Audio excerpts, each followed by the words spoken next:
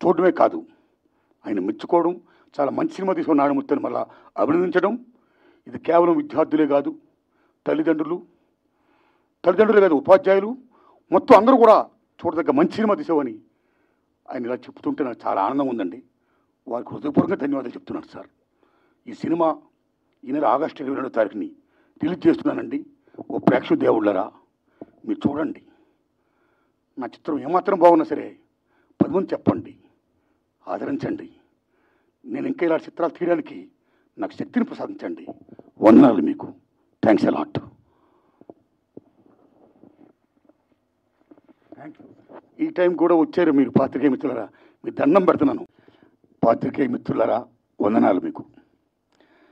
ఒకసారి ప్రసాద ల్యాబ్లో నేను అలా బయటకు వెళ్తున్నప్పుడు మన సార్ అక్కడ థియేటర్ దగ్గర ఉన్నారు, ఫైనల్ మిక్సింగ్ థియేటర్ దగ్గర ఉన్నారు. ఆయన వారు కనపడిన వెంటనే విశేష వెంటనే ఆ మహానుభావుడు ఇప్పుడు ఏం చేస్తారు సినిమా, పలానా సినిమా విశాఖ ఉక్కు ఆంధ్ర హక్కు ప్లాన్ చేసుకుంటున్నా సార్ అని చెప్పా.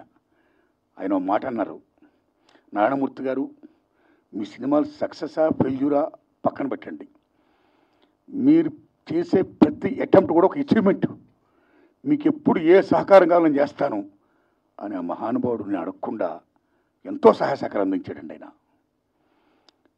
ఆయనకి నాకు ఏ అబ్లిగేషన్ లేదండి, కేవలం నా పట్ల నా సినిమా పట్ల ఆయనకున్న అభిమానం.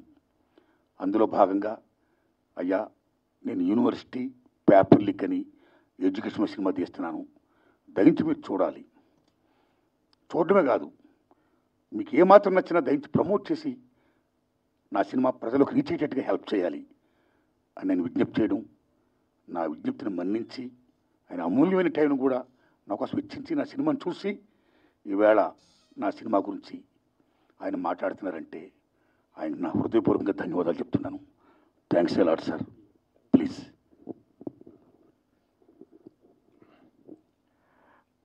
ఆయన ప్రేమతో చెప్తున్నారు కానీ యాక్చువల్గా ఆ రోజు నేను ఆయన కలిసినప్పుడు, అంటే ఎప్పటి నుంచో నేను భీమవరంలో సినిమాలో రాకముందు నుంచి, ఎందుకంటే ఆయనది 32 సినిమాల ప్రయాణం, అదేమి చిన్న ప్రయాణం కాదు. నేను ఎందుకు ఆ మాట చెప్పానంటే ఆయన సినిమా ఆడటం ఆడకపోవటం అనేది తీసి పక్కన పెట్టి ఆయన వన్ మ్యాన్ ఆర్మీ.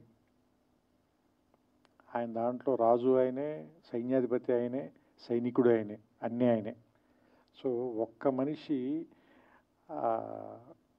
సినిమా ఆలోచన పుట్టడం దగ్గర నుంచి దాని ఎగ్జిక్యూషను, దాని తాలూకు రిలీజ్ వరకు సినిమాని తీసుకెళ్ళి జనం ముందుకి థియేటర్లో సినిమాని ఒకే ఒక వ్యక్తి ఇంత ప్రయత్నం చేస్తున్నారంటే అది కూడా ఖచ్చితంగా ఏదో ఒక కారణం ఉండి తీరాలి సినిమాకి. దానికి ఖచ్చితంగా ఏదో ఒక ప్రయోజనం ఉండి తీరాలి. ఒక మాట మనం ఖచ్చితంగా మాట్లాడాలి, ఆ మాట వినపడాలి. అంటే నొక్కబడే గొంతుల గురించి మాట్లాడడానికి ఒక గొంతు ఉంది, ఆ గొంతు అందరికీ వినపడాలి. అది మనకు నచ్చచ్చు, నచ్చకపోవచ్చు, దాంతో మనం ఏకీభవించవచ్చు, ఏకీభవించకపోవచ్చు, కానీ వాళ్ళు మాట్లాడాల్సిన అవసరం ఉంది, అది మనం వినాల్సిన అవసరం కూడా ఉంది. లేకపోతే ఏం జరుగుతుందంటే ప్రపంచంలో ఏకపక్ష ధోరణి అనేది మూలంగా రాబోయే జనరేషన్స్ చాలా సంకుచితంగా తయారైపోతారు. సో అందుకని విభిన్నమైనటువంటి గొంతులు, విభిన్నమైన అభిప్రాయాలు, వీటిల్లోనే బ్యూటీ ఉంది. సో అలాంటి ఒక పార్శ్వం, అలాంటి ఒక అందం ఆర్ నారాయణమూర్తి గారి సొంతం. అది ఆయన తాలూకు శైలి, అది ప్రత్యేకం. ఇప్పుడు ఈ సినిమాకి వచ్చినప్పుడు కూడా నేను సినిమా ఎలా ఉంది అని ఒకే ఒక మాటలో చెప్పాలంటే, నేను 2.5 గంటల పాటు వచ్చి ఫస్ట్ కార్డు పడిన వెంటనే 162 నిమిషాలు అనగానే నేను కొంచెం భయపడ్డా. అయ్యో బాబు 2 గంటల 40 నిమిషాలు ఇప్పుడు కూర్చొని చూడాలా మనం ఈ సినిమా?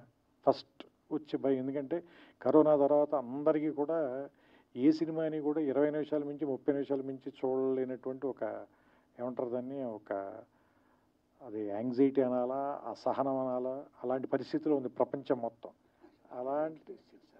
అలాంటి సినిమాని 2 గంటల సినిమా, 2 hours ఇప్పుడు నేను చూసింది, 2 గంటల సినిమా చూస్తే, క్షమించాలి సమయం తప్పుగా చెప్పా, 2 గంటల సినిమా చూసినప్పుడు నాకు చాలా ఫాస్ట్గా పరిగెత్తి వెళ్ళిపోయింది, సినిమా అయిపోయింది.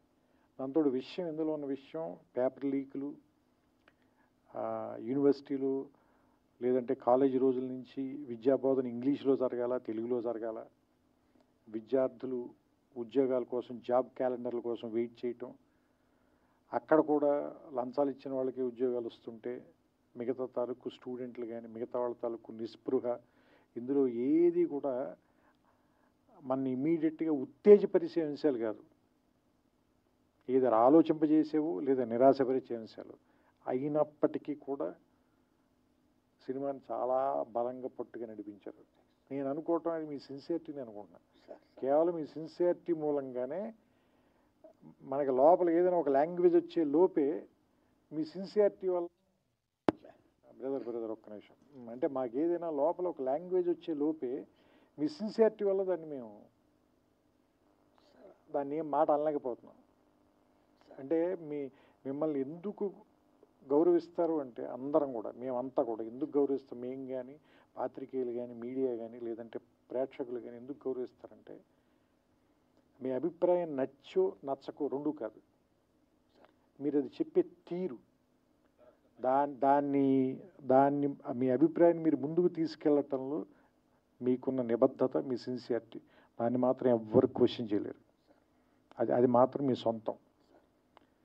అలాంటి వాటి కోసమే నేను ఇప్పుడు వచ్చి మీ పక్కన నుంచున్నాను. కేవలం ఏంటంటే మీ నిబద్ధత నచ్చే దానికి గౌరవం ఇచ్చే. ఎందుకంటే ఇంతలా రాజీ పడకుండా బతకటం అందరి వల్ల సాధ్యం కాదు, నా వల్ల కూడా. నేను చాలాసార్లు రాజీ పడ్డాను నేను. సో అందుకని ఏంటంటే ఇలా రాజీ పడకుండా బతకటం అందరి వల్ల అవ్వదు, కొంత జెలసీ కూడా ఉంది నాకు. అలా బతకడం అంత తేలిక కాదు. సో అందుకని ఆయన పక్కన నిలబడి ఆయన నా అమూల్యమైన సమయం అన్నారు, కానీ ఆయన తన సమయాన్ని వెచ్చిచ్చి నాకు సినిమా చూపించినందుకు, ఈ సినిమా గురించి నన్ను మాట్లాడమని నాకు అవకాశం కల్పించినందుకు నేను మనస్ఫూర్తిగా కృతజ్ఞతలు చెప్తున్నాను. ఈ సినిమా రేపు ఈ నెల ఆగస్టు 22వ తారీఖున రిలీజ్ అవుతుంది. దీన్ని థియేటర్లో చూడండి. ఇలాంటి సినిమాలు ఎందుకు బతకాలి అంటే ఆర్ నారాయణమూర్తి గారు మరిన్ని సినిమాలు ఇంకా తీయాలి. ఎందుకంటే అర్ధరాత్రి స్వతంత్రం నాకు తెలుసు, ఒరే రిక్షా నాకు తెలుసు, చాలా సూపర్ హిట్లు కొట్టారు మీరు. You're super star in your own way. So ఇప్పుడు కూడా చెప్తున్నా కదా, ఆ స్టార్ ప్రెజెన్స్ అయితే ఉంది. మీకు తెలుసో తెలీదో మేము ఒక సినిమాలో క్యారెక్టర్కి మిమ్మల్ని అనుకున్నాం, కానీ నాకు ఎవరు ఏం చెప్పారంటే ఆయన చేయరని చెప్పారు. ఎందుకంటే మీరు రెమ్యూనరేషన్ ఆఫర్ చేసైతే ఆర్ నారాయణమూర్తి గారిని కొనలేరు అన్న. సో అంటే మీరు చెబితే ఎందుకు జనం ఇలాంటి విషయాలు మీరు చెప్తేనే ఎందుకు వింటారు అంటే, మీరు దాని డబ్బుల కోసమో సక్సెస్ కోసమో చెప్పరు, నిజంగా దాన్ని ప్రజలకు తెలియజేయాలని చెప్తారు కాబట్టి దాన్ని చూడడానికి వస్తారు, దాన్ని గౌరవిస్తారు. ఇప్పుడు నేను కూడా 2 గంటల పాటు నేను ఎందుకు గౌరవించి చూసి ఇక్కడికి వచ్చి మాట్లాడుతున్నానంటే దానికోసమే. సో ఈ సినిమా ఆడాలి. మీరు ఖచ్చితంగా నెక్స్ట్ సినిమా ఇంకా చాలా ఏమంటారు దాన్ని